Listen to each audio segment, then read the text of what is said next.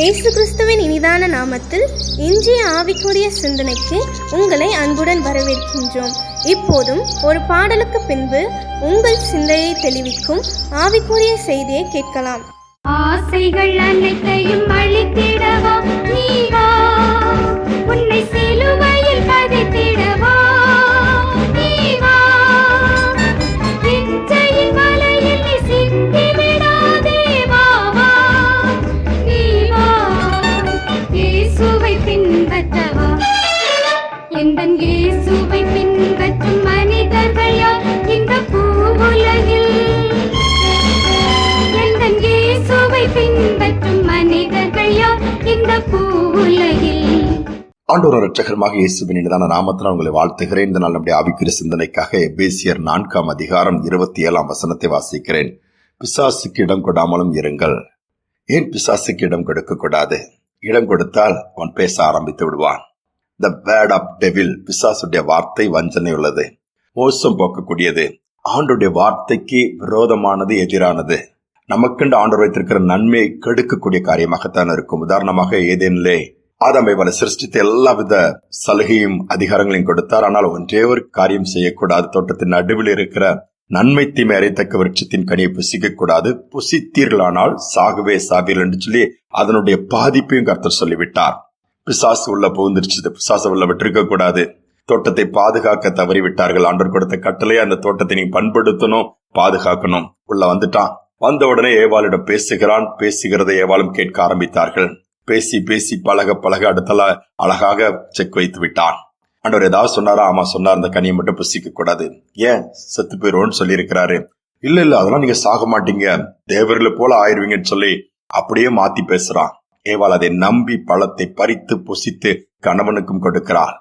சூழ்நிலை உங்களுக்கு தெரியும். தோட்டத்தை விட்டு இழந்து வெளியே போகிறார்கள். ஆண்டவருடைய மகிமையை இழக்கிறார்கள். வேதனையான ஒரு அனுபவம். தாவீதை கூட பிசாசு விட்டு வைக்கவில்லை. 1 நாளாகமம் 21:1 சொல்லுகிறது. பிசாசு ஏவுகிறான் இஸ்ரவேல் ஜனங்களை தொகையிடும்படியாய். ஆண்டவருக்கு பிரியமில்லாத ஒன்று அது. அவர்கள் வானத்தின் நட்சத்திரங்களைப் போல இருப்பார். அதை எண்ண முடியாதே. ஆனால் தாவீது முயற்சி எடுக்கிறார். வாதை வருகிறது. ஏராளமான பேர் மரித்து விடுகிறார்கள்.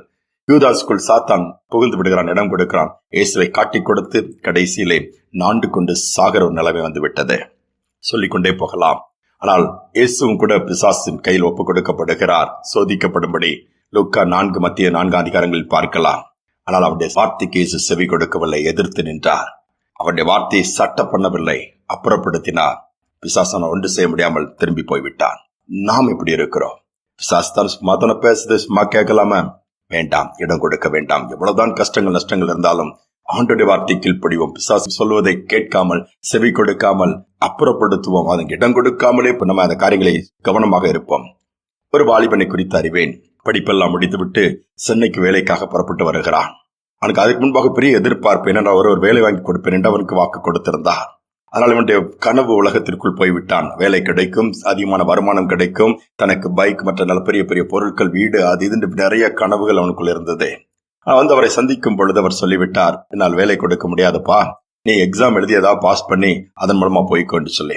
இந்த உள்ளம் உடைந்தது, கனவுகள் கலைந்தது, சாகலாம் என்கிற ஒரு நிலைமைக்கு வந்து விட்டான். திரும்பி ஊருக்கு போவதற்கு பிடிக்கவில்லை. என்ன செய்வதுன்னு சொல்லும் பொழுதுதான் பிசாசு அந்த தருணத்தை பயன்படுத்துகிறான். நீ போய் செத்துவிடு. ஓடுகிற ட்ரெயின் மற்ற காரியங்களில் அவன் காதுகளில் ஒரு சத்தம் தெரிக்கிறது, கோ அண்ட் டை. பிசாசு எப்பொழுதுமே சாவை நோக்கி ஓட வைப்பான். இயேசு வாழ்வை நோக்கி ஓட வைப்பாரு. இதுதான் பெரிய வித்தியாசம். பிசாசு சாகணும்னு விரும்புவான், ஆனா நாம வாழணும்னு ஆண்டவர் விரும்பாரு. தன்னையே அதற்காக தான் கொடுத்தார். இந்த வாலிபன் போராட்டத்துல கடைசியில இயேசு அவனை சந்திக்கிறான். அந்த பிசாசு இப்படியிருந்து எண்ணத்திலிருந்து வெளியே வருகிறான். ஆண்டவருக்கு தன் வாழ்க்கையை ஒப்புக் கொடுக்கிறான். வைராக்கியமா ஆண்டவருக்கு ஓட ஆரம்பிக்கிறான். இன்னும் கஷ்டம் அதிகரிக்கிறது. ஆனால் ஆண்டவர் உறுதியை பிடித்துக் கொண்டான். ஒரு நாள் உட்கார்ந்து இருக்கும் பொழுது ஒரு பக்கம் பிசாசு பேச ஆரம்பிக்கிறான். இவ்வளவு கஷ்டப்பட்டு இயேசுவுக்கா ஓடுறா, இப்போ நாளுக்கு நாள் உனக்கு கஷ்டம் தான் கூடிட்டு இருக்குத, நீ இப்போ வார்த்தை கேட்டு நான் சொல்றத செய்ய, நீ விரும்புற எல்லா பொருளும் வாங்க முடியும், பைக் வாங்க முடியும், செயின் வாங்க முடியும், அது வாங்க முடியும், எல்லாம் நீ விரும்புற வேர்ல்டு வைட் திங்ஸ் உனக்கு கிடைக்கும், நீ பெரிய ஆளாயிரலாம், ஒரு பெரிய ஸ்டாரா மாறிடுவான்னு சொல்லிட்டு கேட்க நல்லா தான் இருந்துச்சு. என்ன விரும்பின அத்தனை காரியங்கள் அவனுக்கு காண்பிக்கிறான். என்ன செய்யறதுல மறுபக்கத்துல ஆவியானவர் அங்கலாய்க்கிறாரு. முடிவெடுக்க முடியாமல் தவிக்கிறான். அந்த நேரத்துல ஆண்டவர் கிருபை கொடுத்து இயேசு போதுன்னு ஒரு வார்த்தை சொல்றாரு. இந்த வாலிபன் உடனே எனக்கு சத்தத்தெல்லாம் தூக்கி தூர போடுற, எனக்கு இயேசு போதும் வேண்டான்னு சொல்லி ஒரு அறிக்கை பண்ணுகிறான், அவ்வளவுதான் ஆவியானவரை நிரப்பி தூக்கி நிறுத்துகிறார். இந்த எல்லா நன்மையால் நிரப்பி ஆசீர்வதித்து வைத்திருக்கிறார். யோசித்து பாருங்க, இன்னைக்கு செவி கொடுத்திருந்தா ஒரு உலக ஆசீர்வாதம் கிடைக்கும். ஆனா உன்னதத்தை இழந்திருப்பான். உன்னதத்துக்கு தேவனோடு உறவாடக்கூடிய வாய்ப்புகள் இழந்திருக்க நேரிடும். நாம் எப்படி இருக்கிறோம் கொஞ்சம் யோசித்து பார்ப்போம். பிசாசானவன் சூழ்நிலையில வழி காமிப்பான், பின்பற்றாதங்க. இயேசுவை பிடித்துக் கொள்வோம். ஜெபிப்போம். அன்பின் தகப்பனே, நல்ல நாளுக்காக நேரத்திற்காக நன்றி செலுத்துகிறோம். பிசாசானவன் எவனை விழுங்கலாமோன்ற வகையை தேடி தெரிகிறான்ப்பா. அந்நீர் பாதுகாக்கிற தேவன், பிசாசை ஜெயித்தவர், கல்வாரி சிலுவையில வெற்றி சிறந்திருக்கிறீரப்பா. இந்த நாளிலும் பிசாசின் பிடியில் இருக்கிற பிள்ளைகளை நினைவு கூறுங்க. உம்முடைய நன்மைகளை இழந்து போய் இன்னைக்கு தவித்துக் கொண்டிருக்கிற பிள்ளைகளை நினைவு கூறுங்க. உடைய வார்த்தைக்கு செவி கொடுக்காமல் பிசாசின் வார்த்தைக்கு செவி கொடுத்தல இன்னைக்கு எவ்வளவோ காரியங்களை, அதனுடைய பலனை, வேதனையை அனுபவிச்சுட்டு இருக்கிற பிள்ளைகள் ஏறால் அவர்களை இன்னைக்கு நினைவு கூர்ந்த அந்த சூழ்நிலையை மாற்றி மன்னித்து மீண்டுமா உடைய சட்டைகளினால் மூடிக்கொள்ளுங்க. காணியாட்சிக்குள் கொண்டு வாங்க, தொழுவத்திற்குள் கொண்டு வாங்க, மாற்றங்களை ஏற்படுத்துங்க, விடுதலை கொண்டு வாங்கப்பா. எல்லா சாபக்கட்டுகள், மரணக்கட்டுகள், இருளின் ஆதிக்கங்கள், துரைத்தனங்கள் என்று முறியட்டும். ஜெயமுண்டாகட்டும். நாம மகிமைப்படட்டும் அப்பா. உம்முடைய பிள்ளைகள், நம்முடைய ஆட்டுக்குட்டிகள், நம்முடைய சத்தத்துக்கு செவி கொடுக்க உதவி செய்யும். துதிகனமையை ஏற்றுக்கொள்ளும் இயேசுவின் நாமத்தில் பிதாவே, ஆமேன், ஆமேன். பிசாசுக்கு இடம் கொடாமல் இயேசுவுக்கு இடம் கொடுப்போம். இந்த வார்த்தை கேட்போம், பெரிய காரியங்களை செய்வார். இந்த நம்பிக்கையோடு இந்த நாளை தொடருவோம். மீண்டுமாய் நாளை தினம் சந்திப்போம்.